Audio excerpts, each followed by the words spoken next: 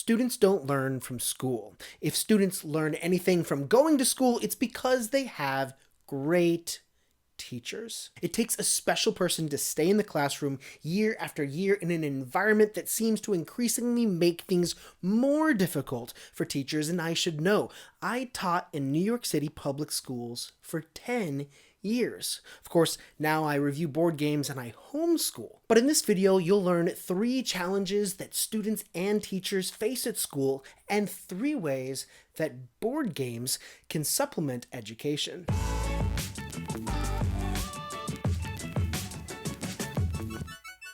So in this video, I'm going to be speaking from my personal experience on 3 problems or issues in which schools are inadequately equipped to help students. And at the end of the video, I have a few tips or actionable items that you can use to help students in your community. The first problem is a consequence of an emphasis on standardized testing. Now, I could make an entire video just about this. However, for now, I can think of at least 2 ways in which this is negatively impacting students. First, standardized testing incentivizes teachers to teach to the test, and as a result of that, it motivates students to pay attention only to the types of material that are going to be on the test. And secondly, it conditions students to think in terms of multiple choice, or to think that problems can only have one answer. Now, while I was teaching, I was the advisor of an after-school board game club. Then and today, I find that board games counters these negative effects. An obvious example is that for any board game, there is a lesson and an application. The lesson is teaching the rules, and the application is playing the game. None of this requires an exam. Rather, intuitively, the students or whoever you're playing with understand that the rules are how you play the game, and you need to pay attention to the rules so that you can have the application, which is how education should be. Instead, we have, you need to learn these things because it's going to be on the test. And is it applicable? No one really knows, but it's on the test, and that's why you need to study it. Now, of course, I need to give you a recommendation, and while I think that every board game accomplishes this, I want to give you something that you can easily introduce to students and something that really defies their expectations. So for that, I might recommend QE. Now in QE, players are central banks, and every round there's an auction to bid on company tiles. But because they're central banks, players can print money. So in the game, they essentially have unlimited funds. The catch is, though, whoever spends the most money loses. The second problem relates to how testing is conducted. This is something that everyone is familiar with. You're in a room, seated by yourself with nothing but a number 2 pencil and a Scantron. You're not allowed to look at your notes, your textbook, or consult anybody else. When on earth are you going to be in a job where you have to solve a problem working by yourself and not consulting any resources ever? In school, we call asking a colleague for an answer cheating, but in the real world, we call it working smarter, not harder. Why don't we let students work together on an exam? Why don't we let them use their notebooks or their textbooks or their phones, for goodness sakes? Because we're not giving them genuine problems. We're giving them these crappy exams. See point 1. And you could say, well, projects solve this problem. Students work together. They get to use resources. All of that stuff happens when people work together on projects. But the problem with projects is projects don't really count. They don't feel as genuine as exams. Also, see point 1, students are already conditioned to believe that the thing that actually matters is an exam. Unless you actually test a student on the skills that you want them to learn, they will not learn it. Now, you must be thinking what I'm talking about is impossible. Exams have to be done this way. That's the way exams are done. No.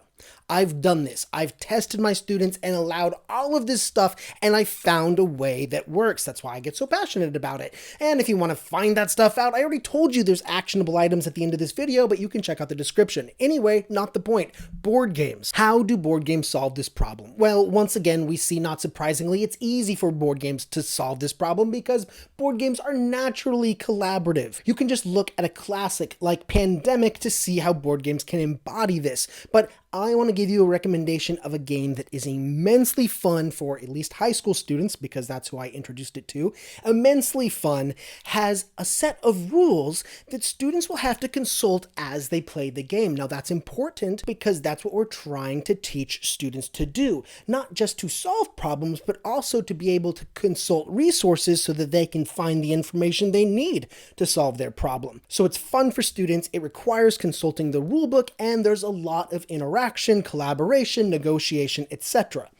The game is Cosmic Encounter. In Cosmic Encounter, players are getting points by establishing colonies on their opponent's solar systems. They're attacking, they're finding allies to help attack or help defend, and the real kicker in the game is that every player or every alien has a unique power. The thing with the powers is that the powers allow the players to basically defy the rules.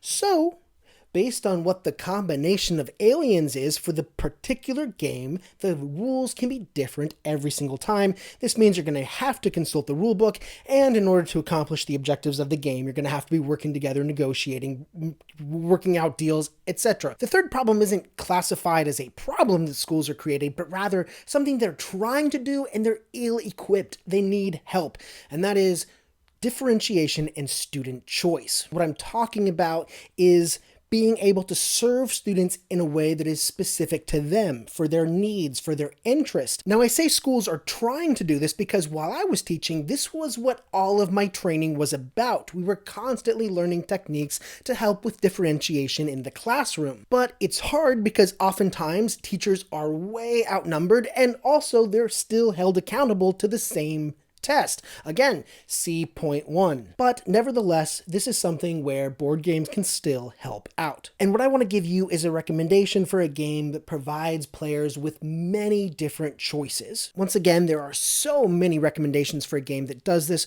but I want to give you a recommendation that I myself have tried and tested with numerous student groups. And that game is Evolution. The idea of the game is that players are they're building animals to survive the Ice Age, and these animals have to eat, but they can either be herbivores or carnivores. And the cool thing about this game is that the cards are multi-use cards. In other words, there's a ton of choice involved in this game. Every player can have a very different style, and most importantly, students have loved this game. It has always been such a hit. When I was doing the board game club, they were playing it every single time.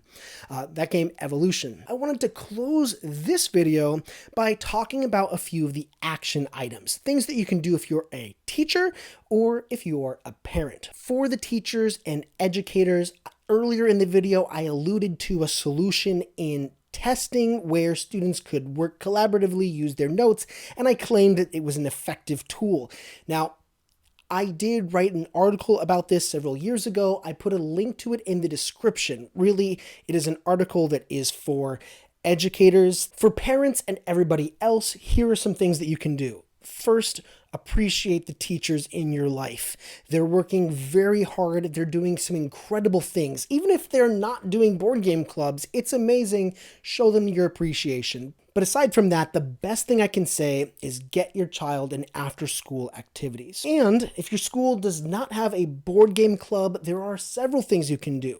One, if you're an educator, you can start a board game club. And in fact, while I did not do this when I was a teacher, I've heard of teachers that actually just write publishers and ask for free board games sent to the school, and they use that. It doesn't even cost any money at all. If you're not an educator, if you're a parent, then I think the degree to which you can influence the school is going to depend on the school. And your best bet is to start with the PTA. Start talking to them, or maybe get some advice from another parent.